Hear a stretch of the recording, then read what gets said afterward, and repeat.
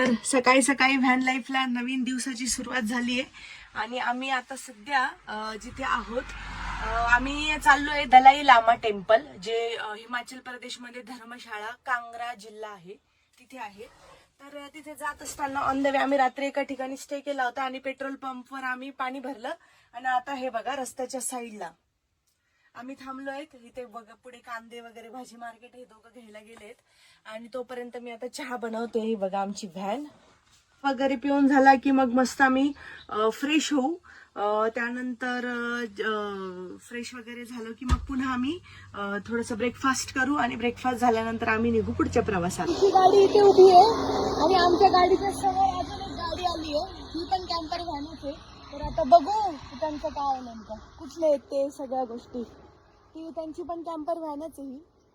ही सगळं आवरून ब्रेकफास्ट झाला, फ्रेश झालो, आंघोळ वगैरे झाली आमची सगळ्यांची. त्यानंतर आता मस्त टरबूज खात होतो, टरबूज पण खाऊन झालं. इथे साईडलाच घेतलं होतं आणि आता झाडू वगैरे मारून थोडस क्लीन करून आता निघू आम्ही पुढे. आज करतोय असं करताय ना असं. चला निघालो पुढच्या प्रवासाला आणि ह्या दिवसाचा आमचा पूर्ण व्हिडिओ मी युट्यूबला अपलोड करणार आहे. सो तिथं पण जा, माझ्या चॅनलला व्हिजिट करा.